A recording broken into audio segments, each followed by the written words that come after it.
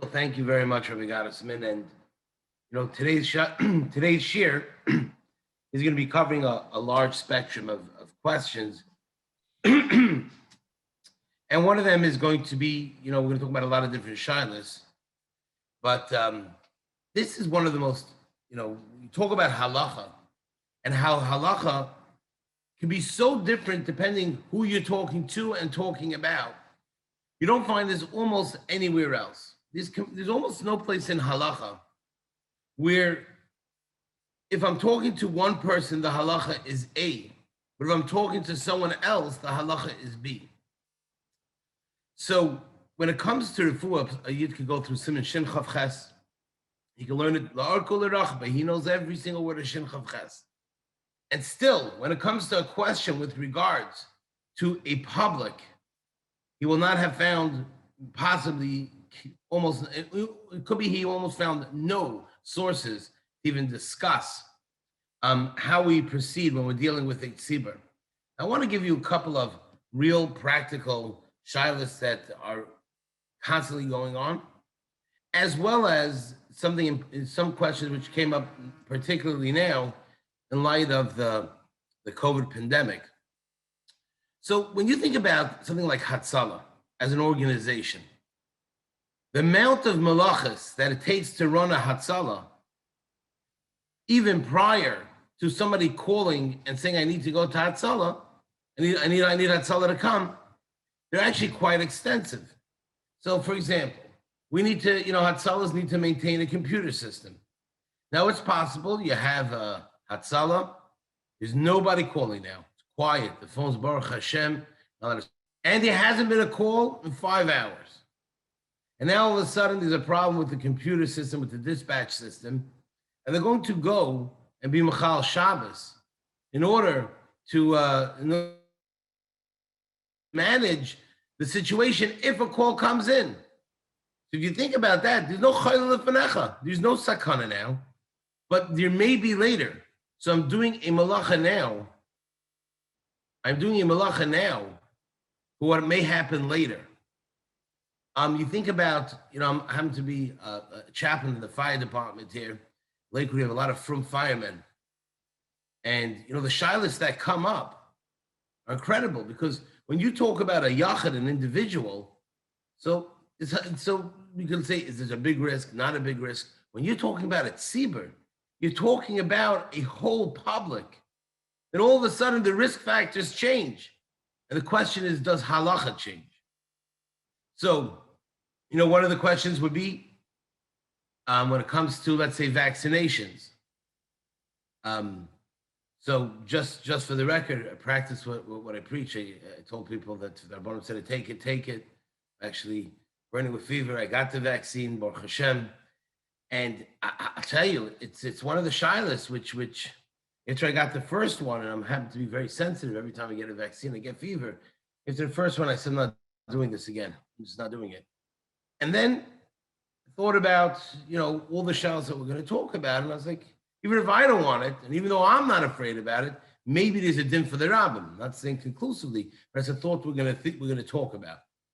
During the COVID virus, I think the pandemic, it was such an incredible, so polarized, and the world became, we became a shtickle mashiga where people were like, everything they held was Hashem, was Torah, and everything else, everyone else did was not. It was a very extreme, but the shilas, when it comes to something like that, the achrayus is unbelievable, because when a Rav gives a psak, one of his mispalim says, should I go daven? At that point, what was going on, at least in Lakewood, I don't know what was going on everywhere else. In Lakewood, at that point, Rabbanim had come out and said, don't daven in the backyard, minyanim, there's no minyanim. Everything is shut down. So an individual comes and says, I understand, but Lamaisa, I have a minyan in my backyard. People are socially distant. Should I daven there or not? So do we differentiate between a ruling we're going to give for the public versus a ruling we're going to give for a yachid? Or no, it's across the board. Or even fakert. Let's say somebody would say, I really believe you should shut down the shuls. But then to think about on a macro level to shut down all the shuls in Klal Yisrael, maybe that's also a sor or not.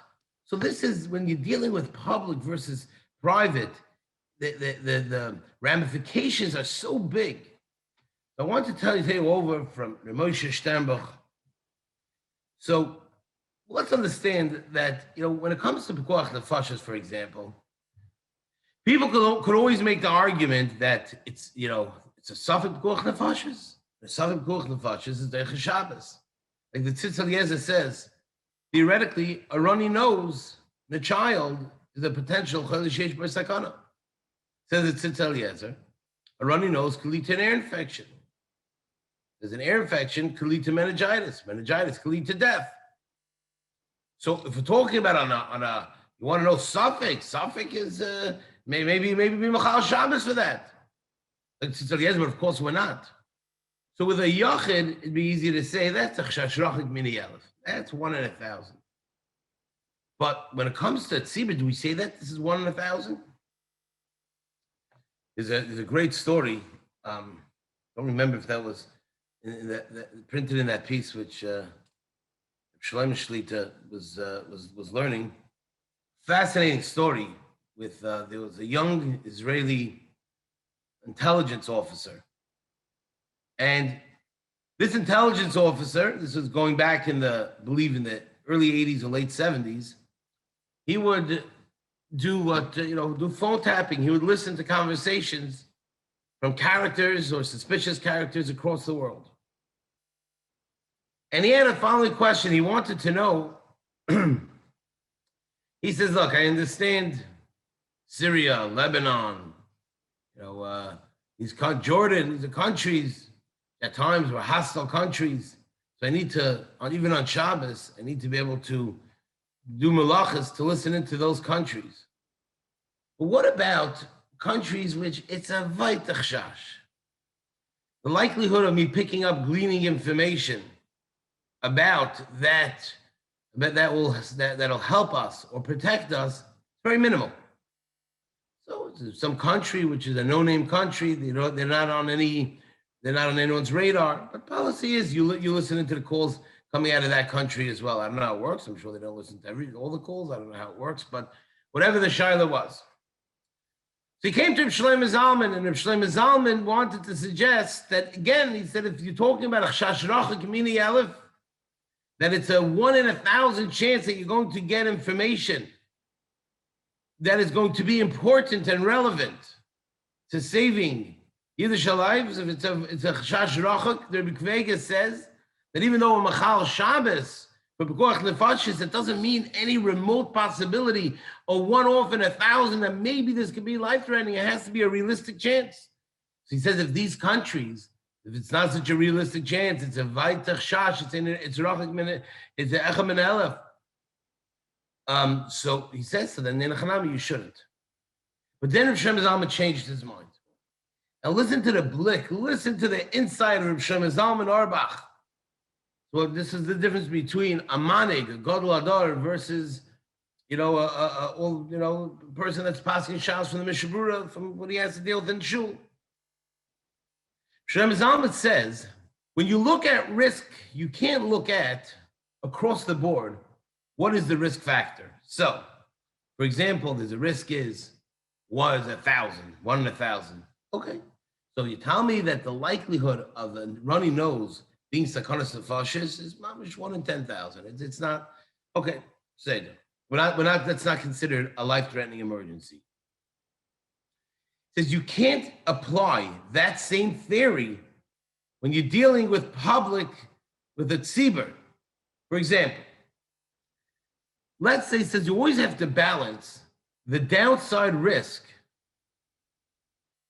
I'm not talking about a runny nose I'm talking about a runny nose as not as a symptom of something else. I'm talking about it as that being the illness. So the kid says, says Reb Shlomo Zalman, says we need to weigh the risk, the downside. What is the possible downside? Meaning, let's say the air traffic control is controlling all the planes in the air. Thousands and thousands of planes are being controlled by these 2 or 3 people. Now they have a policy that if, let's say, one person goes down, even though they can handle it, the 2-3 people can handle it, but if somebody you need to bring him back up. The likelihood of something happening, it's just a shmira al gabi shmira al gabi shmira. Says Reb Shlomo Zalman, when the downside risk is so large, the acceptable level of risk that one's allowed to take goes down astronomically. So even though, when you're talking about an individual, a remote chash of 1 in 1,000 is not acceptable. When you're dealing with a tzibbur, when you're dealing with a public, that number changes. This is huge. This is huge. Based on this, a lot of times people tend to get emotional about why was this allowed? Why was that allowed? Get approached all the time. There was a question we had about a few weeks ago, something called an HCAT system. An HCAT system essentially is that when a caller calls Hatzalah, especially instead of just caller ID coming up, a map shows up on the screen, shows exactly where the call is. You talk about Lakewood today, I think it is or soon will be the biggest Hatzalah. When you think about Lakewood, Toms River, Jackson, Howell, Bricktown, I mean, it's Manchester. I mean, Lakewood is Firatz the Yom of the Kedema, Baruch Hashem. So you get calls. Sometimes people have no idea where this call is. It's Beaver Hollow Run. Beaver Hollow Run. In the old days, 5th Street in Lakewood, 6th Street, 14th Street, Case Road. Who knows these roads, these streets? So when the caller calls, if they call from the house phone, and it pops up, so now it's much easier to send members there to they know exactly where it is. If they had history, if they've called in the past, that'll show up on the screen and show past history. So what happened was on Shabbos a few weeks ago, the HCAT system went down. It was no longer functioning. So they called the fellow that's in charge of the system. For some reason, doesn't have any goyim that work Shabbos. It's only him. And he said, I'm not doing anything for Lakewood Hatzalah because Rabbi Rotberg said you're not allowed to do anything, and I'm not interested in starting up. He said not to do anything. I'm not doing anything. So now that's a shaila of, is there a Sakanas Nefashis in 9 out of 10, not 9 out of 10, in probably in 95% of cases, it could lead to something to save a life? Probably not. And even those other 5%, it's not going to save a life, but it'll help in the process. So what I said was that something is so remote, you can't be Machal Shabbos, you can't drive to fix it. You can do Melacha D'Rabbanan, but you can't drive. You can't do Melacha D'Oraisa for that. And right away, a lot of the critics were saying, Memanashach. Well, why not? So if you hold it, you can't do it. If you hold it, it's not a real chash, sakana lefanecha, then don't do anything. The Torah says when you're dealing with a public, you're dealing with a tzibbur, it's a whole different concept. For example, Hatzalah all over the world. They have members that carry their radio on Shabbos. So, of course, you have sometimes you have the tshuva from Moshe that says maybe a radio is a tachshit, and maybe there's a ruvim. But let's talk about a scenario where a person is going to walk around all Shabbos. He's going to walk up and down Ocean Parkway. He's going to go, which is I don't know for sure, but from what I understand, it might be a HaRav D'Oraisa, or in Lakewood, people frequently say Route 9 is a HaRav D'Oraisa. I don't know if it really is or not, but for some reason it's assumed that it is. So what is the heter all Shabbos to walk around with a radio? There's no sakana lefanecha. So this is when we deal with Tzibbur versus Yachid. There's two questions we need to ask. Number one, level of risk. How much risk is acceptable when we deal with a Tzibbur versus a Yachid? And number two, by a Tzibbur, very often there is no Chayil Lefanecha yet. It's going to evolve. When I was working on the Sefer on the COVID virus, on the pandemic, I was talking to a Yid who told me, shame, a tremendous tzaddik at Talmud Chacham. He said that when the state of Israel was born, people were very involved, the hashkafa of it, Zionism. He said, he said the whole debate, he says, not for me. Let big people fight about it. Because I'm terrified about halacha. Says till now, Klal Yisrael Paskin Shilas on an individual basis. Now you have a Medina, you have a country. Now decisions have to be made on a macro level. Who's going to be able to change and adapt to changing the Shulchan Aruch from the individual to the public, to the Tzibbur? So I want to tell you an unbelievable tshuva from Moshe Sternbuch. I'm going to Moshe Sternbuch. This is in Tshuvas Van Hagas. It's tucked away, Chelik Dalet, Simon Pei Beis, and I just came across this tshuva a few weeks ago or months ago, and listen to the words of Moshe Sternbuch. Moshe Sternbuch takes this topic and he goes straight through. It's such brilliance. It's mamish. These words are poetic. So he was talking about over there a question about different policies during war. At the end of this tshuva, he actually brings a fascinating story. During World War II, when they were afraid that the Germans were going to drop chemical weapons, Bchatzkel Abramsky, a whole shayla back and forth, whether they were allowed to walk around with gas masks or not. So maybe we'll get to that later today, maybe not, but it's a great tshuva. Zokter Moshe Sternbuch, listen to the words. V'hineni lahaktim sheyesh chilek ben pikuach nefesh diyachid v'pikuach nefesh d'tzibbur. There is a difference when we're talking about pikuach nefesh of the individual versus the tzibbur. Pikuach nefesh d'tzibbur, when we're talking about pikuach nefesh of a tzibbur, haynu kisheyesh chashash she'echad mehat tzibbur yifka. When we're talking about a tzibbur, we're trying to protect the public. There's a risk that somebody from the masses, from the public, from the populace, that there's going to be somebody that's going to get injured or killed, Rahman al-San. V'af da'hachshash hu rak al echad me'at tzibur, v'lo al rabim min tzibur, u'lechol yachar adav v'rachik mo'id, mikol mokim kivin sheish chashash, she'echad mehem yistaken, hayoven hatzibur b'l'chlalusay lidoik l'kol yachar shelo yinazik. Says Rabbi Sternbuch, let's say we're afraid Rahman al-San, terrorist attack, a stabbing. You have the state of Israel, there's, I don't know how many people, I guess there's millions of people, 6.7 million, 8 million, whatever the number is. We're not afraid of the country being attacked by jets and fighter jets and tanks, and we're choishish that maybe there's somebody coming in with a knife to stab someone.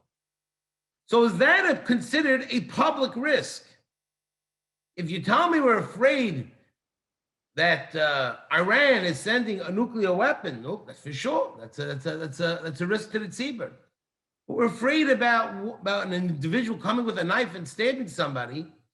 Is that considered a public risk, or is that an individual risk? Says Reb Moshe Sternbuch that the numbers don't matter. If there's a risk on the public that even one person could get damage from it, he says that's called Pikuach Nefesh Tzibbur. So, the beginning of the COVID pandemic, I mean the wild, just the things that people were saying, the cuts, and I'm not talking about just Rabbanim, I'm talking about even in doctors. Before Purim, I had spoke with an infectious disease doctor, and I told him that I wanted to close down my shul on Purim. Close it, wanted to stop the Masiba. And he laughed at me. He said, nah, he says, this is a hype. He says, listen, you got to be careful. He said, maybe don't dance so much, but, poo-poo the whole thing. 3-4 days after Purim, when I called him up, he was already in, absolutely you have to whatever you could to close down. And even so, I got up in shul. I said, listen, personally, I would like to stop the Masiba. If the whole world's going on as usual, I'm not going to stop it, but I think this is ridiculous, and whoever doesn't want to come is smart not to come. Say by our Purim Masiba, which was in the infancy, probably a dozen people got sick for sure from that Masiba, and unfortunately went from there. So, but in the beginning, people were saying that the likelihood of someone dying is so small. Dr. Moshe Sternbuch, they ended up being wrong, but Moshe Sternbuch says, it doesn't matter. If there's a risk to one person who's part of the populace, that's considered nefashis Tzibbur. But Moshe Shtemach goes beautifully. Now listen to what he says. So then now let's look at the flip side. So then you have extreme one. Extreme one will say, again, obviously it was wildly inaccurate, but in the extreme one was saying young people don't have any risk factors. They're not going to die from this. It'll just be a cold, until young people started dying as well. But at that point, they were saying that what's the whole risk? But on the flip side is the same thing, says Moshe Steinbach. Sometimes people, you got the tshuva there? Yes. Oh, great. If you scroll down on the left side, on the left side, okay, let's watch this. One second, let's just see. Let me get exactly where that is.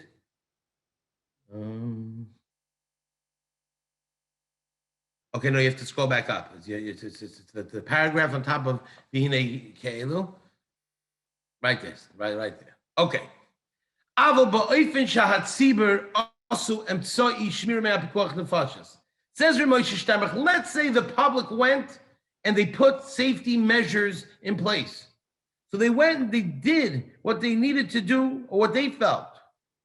So umeduber al hagana hanosefes shel hayachid. So he says, and they're trying to protect the individual. Kivan shehachshash rachok ma'oid sheyachid ze yifka boy lo nikra pikuach nefashos klal. Says Moshe Steinbach, this is a slippery slope. It's very easy to say.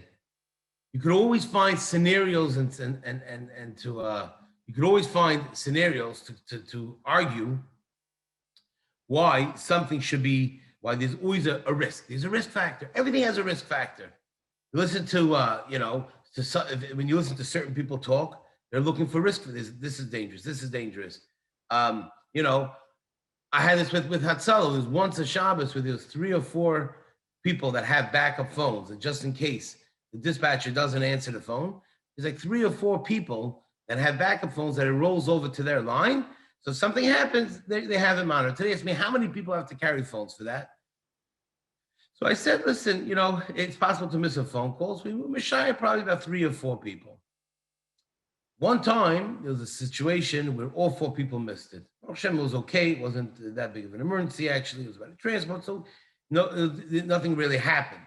And people started screaming, you see, it's possible. So it's not to have 4 people, you should have 10 people.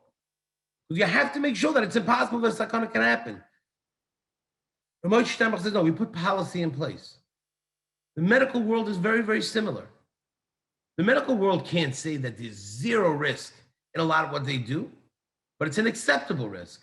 And it's something they take when they're making public policy, whether it has to do with the approval of a medication, an intervention, a drug, a procedure, or public policy. They can't protect everybody. So Moshe Steinbach says that even though if there's a risk to one person, that's considered a risk to the Tzibbur. But on the flip side, if we put a proper intervention, which we're okay with, and now you want to know that even with that, it's possible that somebody could die, so that does not call that's the slippery slope where we don't go there. So this is a truly, truly fascinating tshuva from Moshe Steinbach. It's really kedai to go through the whole thing. And he goes on and he talks about the slippery slope of this. If you go to the paragraph further down, I just think he brings this to light. Vihine, yes. The left side, Vihine, yesh ke'elu. There are those sheba masla d'chshash rochak Pikuach Nefesh oikrim Shabbos v'chol yisurim. There are people that they're just oikr Shabbos and all the yisurim because of a remote chance of a sakana. Which we're going to talk about that in a minute. Thou shalt lehevi te'el sehuta ela kshat tzarich lefanenu. V'chein b'chol Shabbos du me'achamurus shebechamuris. Even though when it comes to Pikuach Nefashos, we don't say we go after the Roiv. The Elusha Shabbos Chashuva Etzlam Ein Koivim Avarenu. Says Moshe Steinbach, we're talking about these things, we're about to be matir, different things, protecting the Tzibbur. So Moshe Steinbach, who decides this? The only one who decides this is a person who respects Shabbos. Someone who understands what the Isurim are. So, I had a scenario where a certain doctor told a patient, that a child had a cut. They told the patient that had to be get treated in CHOP, in the Children's Hospital of Philadelphia. The doctor told him, he says, listen, he said, Atzala won't drive us to CHOP with this thing. The doctor says, 100% you should go. So the fellow came to my house and he says, what should I do? The specific doctor said, I should drive to CHOP, drive to Children's Hospital, Philadelphia, and Hatzalah is telling me that we can't. So I told him, I said, first of all, you can take a taxi, that's for sure.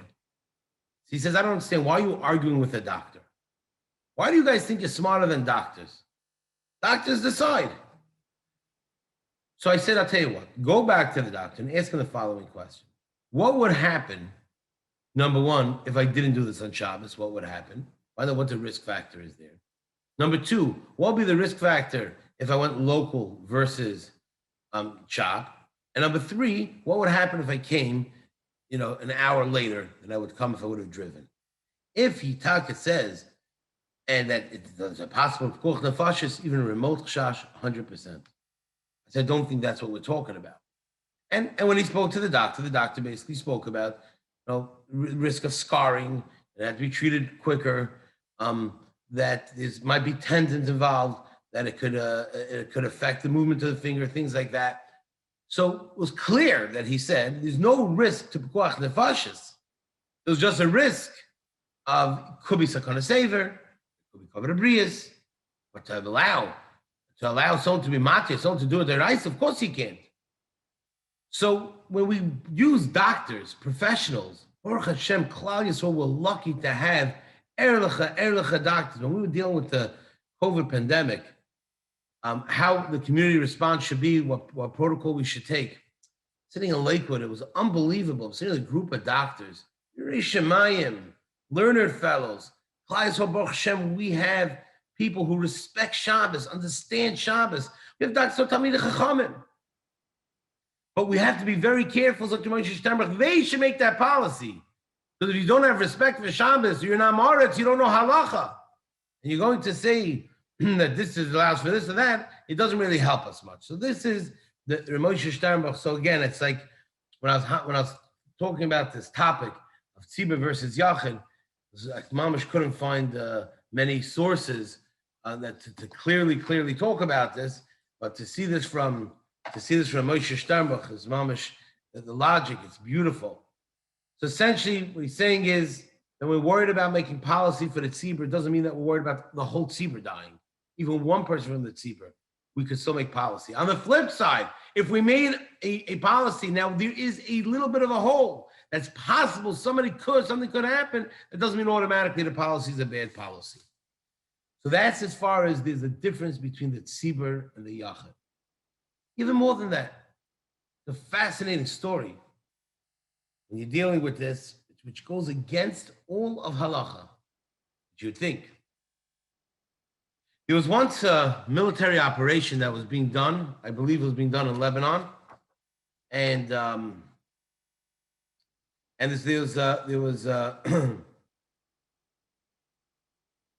second.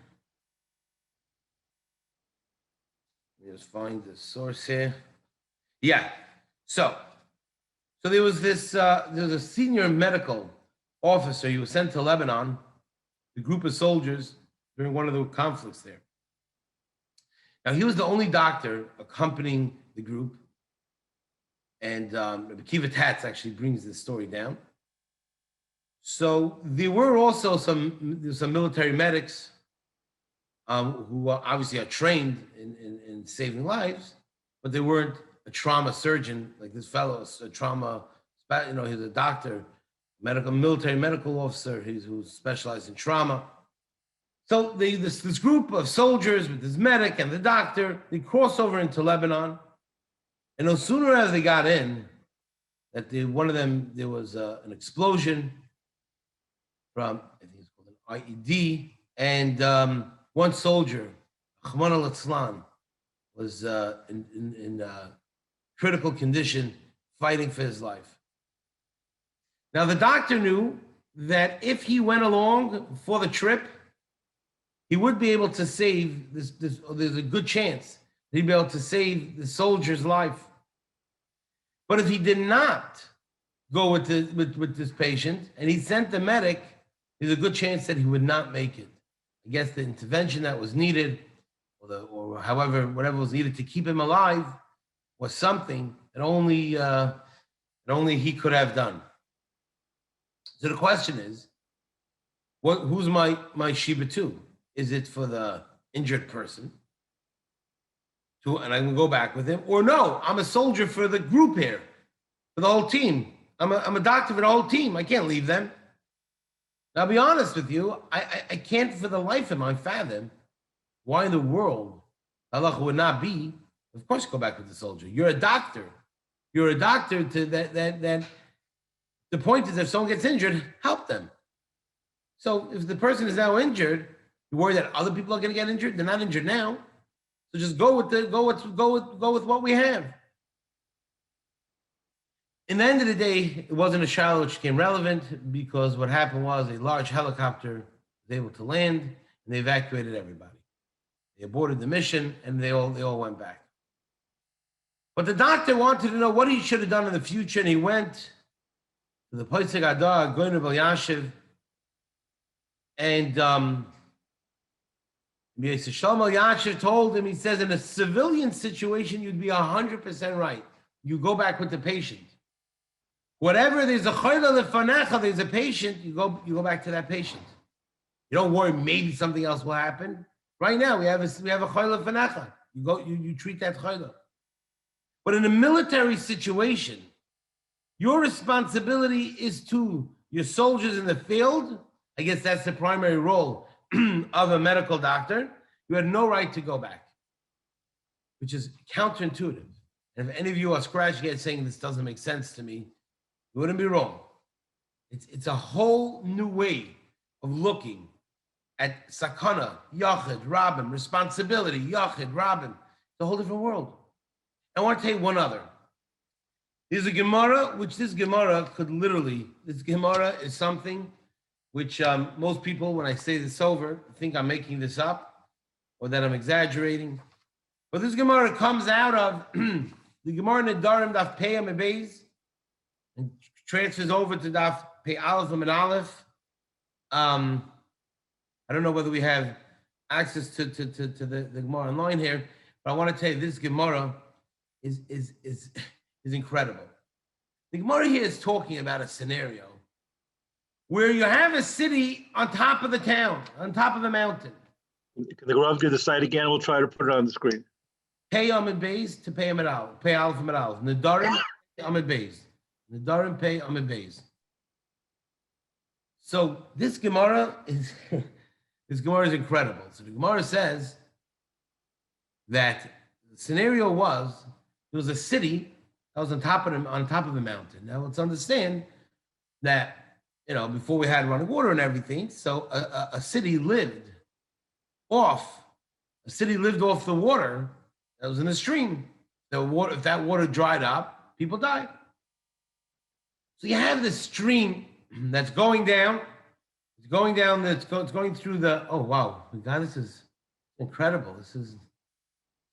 So they have this water in the bottom of Pei Amud Beis. Ma'ayin, the Gemara is like 8 lines from the bottom. I'm going to ask you a stira from Rabbi Yossi on Rabbi Yossi. Ma'ayin shel b'nei Yair. You have a stream, a spring of people from the city. Chayein v'chay achrein.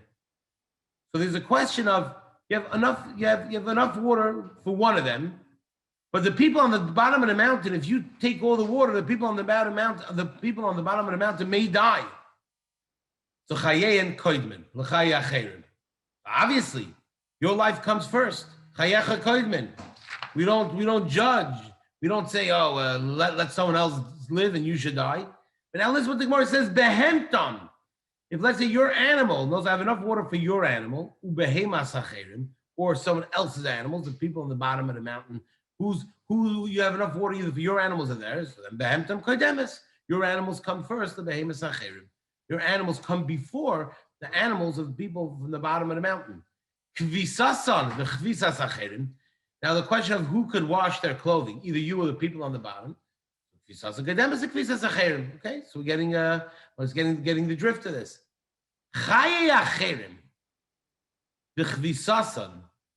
If let's say you have the life of others and versus me washing my clothes, so the people on top either they can wash their clothes, and if they wash their clothes, the people on the bottom of the mountain, they're not going to have water and they'll die. You put human life before washing your clothes. You put that before washing your clothes. So that means that even if a person is a really finicky person, and guy says, I'm like dead. If I can't wash my clothes, I'm like dead. Doesn't matter. You can't take water from the people on the bottom. What does Rabbi Yossi say? It's more important. You're allowed to wash your clothes on the top, in the spring on the top of the mountain.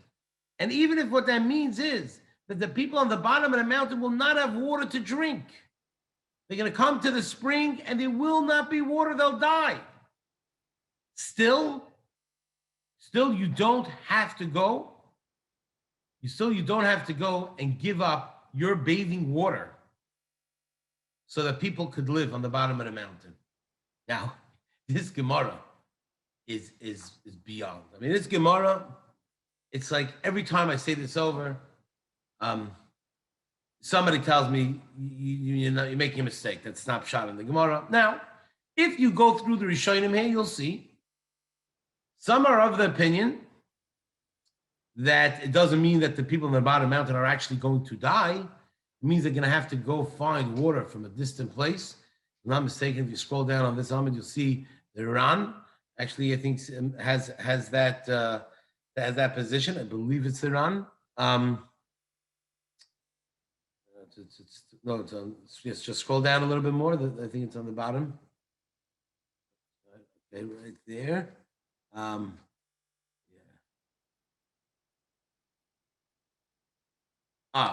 So the Ran actually says the second line from the bottom. So he brings down. I can't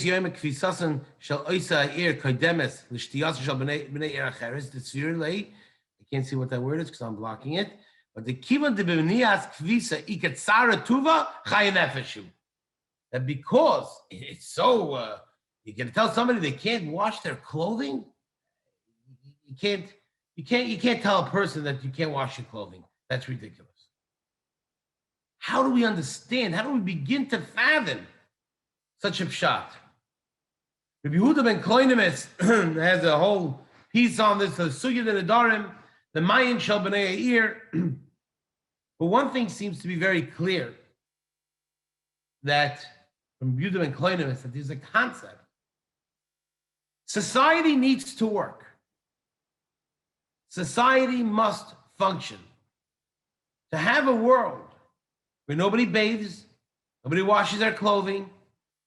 So the Ran is mashma that's almost like it's Pikuach Nefashos. But from other Rishonim, and it's hard to say, it doesn't say it's Pikuach Nefashos. He says Ikatzara Tuva and Chaya Nefeshu.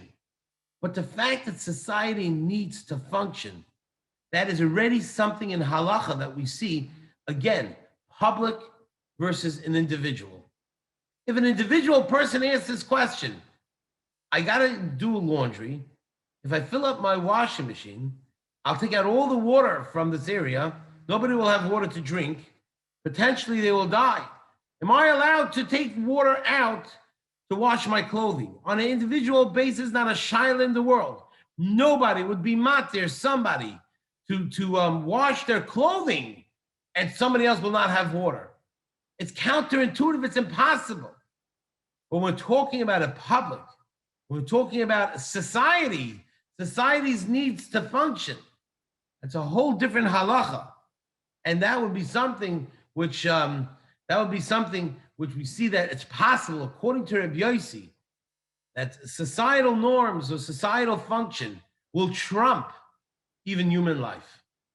So I'm not using this halacha l'maisa, it's not paskin halacha l'maisa, but just to bring out this concept, again, all halacha was not created equal. It's so hard when people go and they paskin shilas to think about on the macro level. Remember sitting in one of the meetings with one of the rabbanim. We were deciding the different policies that should be put in place about minyanim. And he told me, as Rav says, senior Lakewood Paisik, he said this thing of coming out with eitzes, how we can make minyanim, he says, is something which I think we have to stay away from. I said, why? Why can't we come up with protocol? So he told me, if you want to paskin your shul in Tom's River and show how to do it, 100%. He said, but here we're talking about Lakewood. We're talking about Jackson, Tom's River, Howell, Bricktown.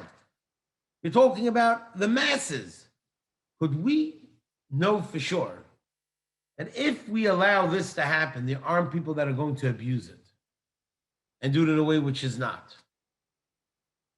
So I said, no, it probably would happen. So at that point, again, every day would come out that it could travel 6 feet, 7 feet, 14 feet, 23 feet. Nobody was sure what was going on. Everybody was literally, shooting from the hips. Which everybody, I mean, with the beautiful part of the world of medicine to me is it's constantly self-correcting. You have a drug, you have a medicine that works, and one day they come out, nope, doesn't work, it's dangerous, don't touch it. We constantly self-correct. So it's a fluid situation. But that blick that this Rav tells me, he says, in your shul, you could paskin like that. How could you paskin like that for Lakewood? How could you paskin like that for the public? And people need to know that a psak halacha is you give a psak halacha, it's a different world. The yachid and the tzibbur is a different world. So let's go back now to let's try to tie up some loose ends in halacha l'maisa dikaway. So, thank you very much for putting on that Gemara. It really made it a lot easier. Thank you, Shlomo. So like this. Let's tie up some loose ends. So what is called? So we know now that when we talk about a risk for the tzibbur, it's a different halacha. So having said that, there's one shaila. I was talking to a doctor 2 days ago, and we were discussing whether or not certain neighborhoods, from neighborhoods, whether we have herd immunity or not. So he tells me, he says, let me tell you what herd immunity means. He says, I heard the Magef is over, now we're all immune. That's what herd immunity means in our communities. There's no, he says, we're not anyway. You know the name, but I don't know the details of this, but that was just, one of the big questions is that there's so many people. I was thinking about in my kehila, about 4 or 5 people that cannot be vaccinated. They're on there. 2 of them have cancer, they're having treatment. The doc said no way they can take these shots. There are people that for a whole host of reasons that it doesn't work, and people where it's not effective. Where they when they test the blood later, they see that it just didn't take. So the concept of herd immunity is, again, I'm not, I see this says doctors on the screen, that always scares me. So if I'm way off, please correct me. But conceptually, as a layman, the concept of herd immunity, the way I understand it, is a virus needs to live somewhere.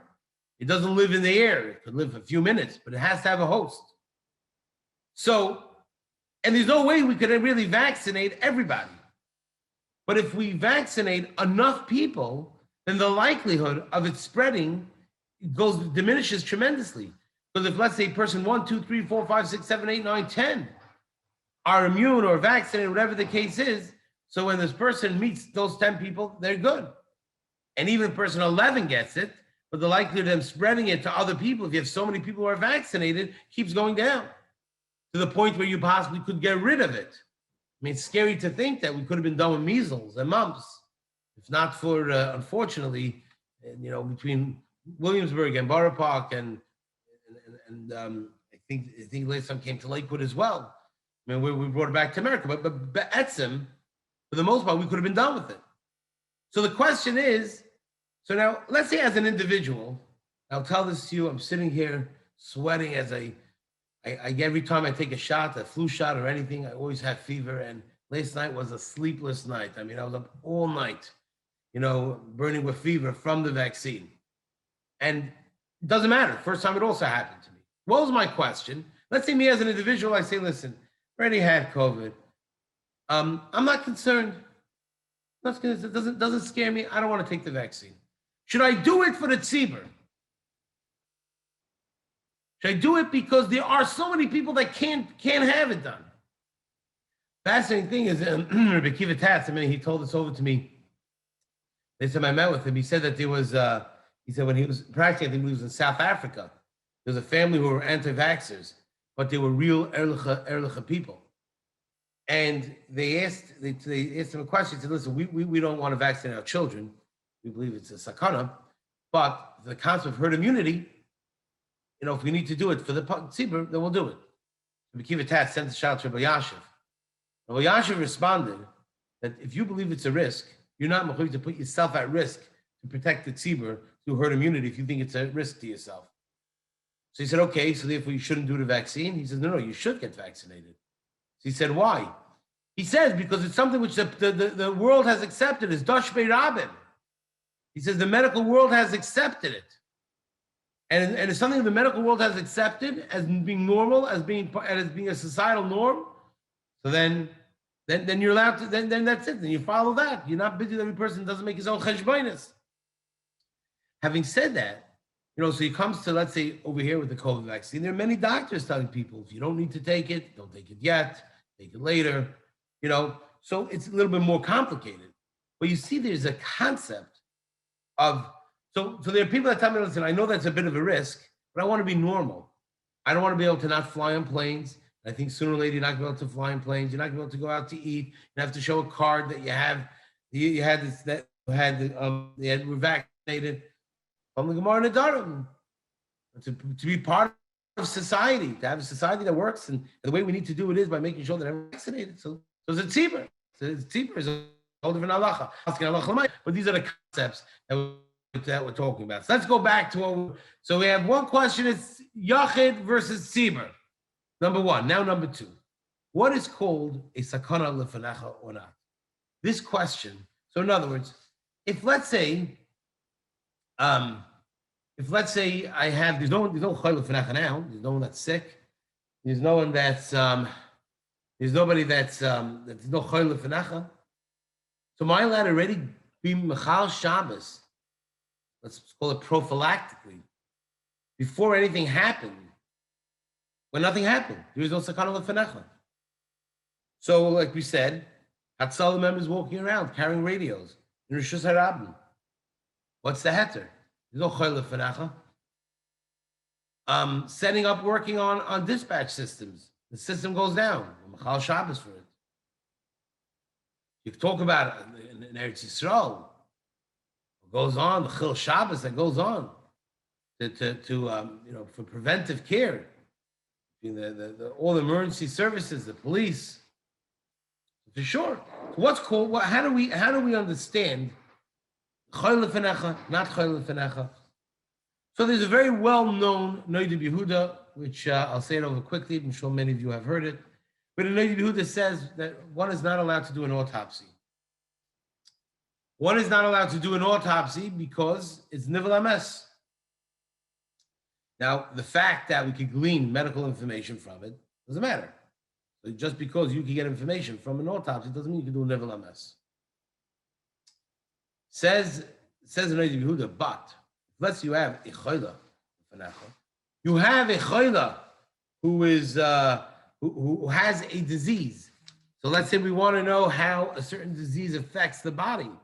They want to do an autopsy because they have another patient that's sick with it who could actually save a life, not a theoretical life. There's somebody that's sick with this disease, and we could actually save a life by doing that autopsy. Says in Yehuda, I'm allowed to do it. Why am I allowed to do it?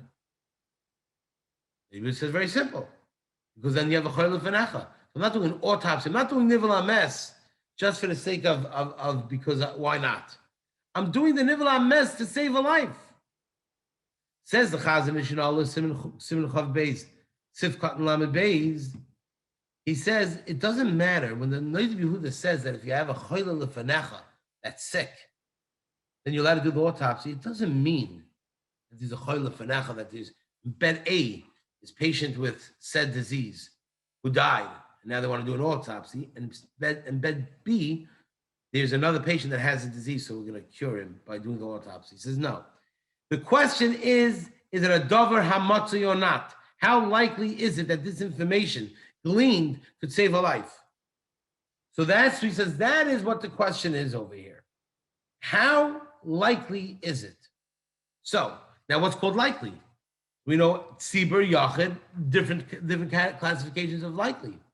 So for example, if Hatzalah members will not carry their radios, there's no suffix that it's very likely somebody could die from that. Because there are enough Hatzalah calls. There's Choyim Lefanecha. They're elderly, they're sick, there are people in towns, there's children, there's always a potential Choyim Lefanecha. It's a Dover Hamatzui. But for example, let's say, like we have going to drive the Hatzalah members back, but let's say the Hatzalah member himself is driving back because there are no 90s available, no goyim available, a holiday, for some reason there's no 90s available, or no goyim available, or you have this often, we had this during the COVID pandemic, in the height of the COVID pandemic, we didn't want other people in other people's cars. So people were driving back themselves. Some Hatzalas, people drive back to themselves all the time. So what I was telling them is that you're not allowed to back into the driveway. Why? Because what is the likelihood that pulling out versus pulling forward, in other words, if you back in at whatever, 4 seconds, 5 seconds, 6 seconds, what is the likelihood that 6 seconds will make a difference between life and death on a call? The answer is it's very, very rare. Now, you could always have a scenario. Let's say there's an active choking and you're the closest person and every second makes a difference. The likelihood of pulling in. So in other words, right now, I'm coming back to my home. I'm going to back in. Backing in requires a few thousand malachas d'oraisis every time I step on the gas pedal. So why are you doing extra malachas? Because maybe later I'll have a call. Okay, that's a davar hamatzi that you're going to have a call later. So you definitely can be mechal Shabbos later. But what is the likelihood that backing in versus going head first out? What's the likelihood that will really make a difference? Well, it depends. I live in a regular street, probably doesn't make a difference at all. In 99.99% of calls you're going to go on. If you live on a busy highway, it's hard to back out, then it's very likely that it will. So again, we judge it with the davar hamatzui versus not davar hamatzui. Now we're dealing with Hatzalah as a klal. It's a whole separate shaila. So to say that what's the likelihood we're going to get an active choking, no. Hatzalah can't play in. They, as a system, they need to be prepared for an active choking. But on a macro level, there's certainly that sakana there, which they have to be aware of. That's sort of the synthesis of how to try to bring these things together. I feel bad. There's a lot more that can be said on this topic, but again, it's a huge topic. I just want to just go over again what we've discussed today. We discussed that when we talk about acceptable risk, when we speak about the halachas of Pikuach Nefesh, for we talk about the halachas of Pikuach Nefesh for there's a difference between an individual and a Tzibbur. We're talking about the masses. It's a whole different Shulchan Aruch. We showed numerous examples of where we see this.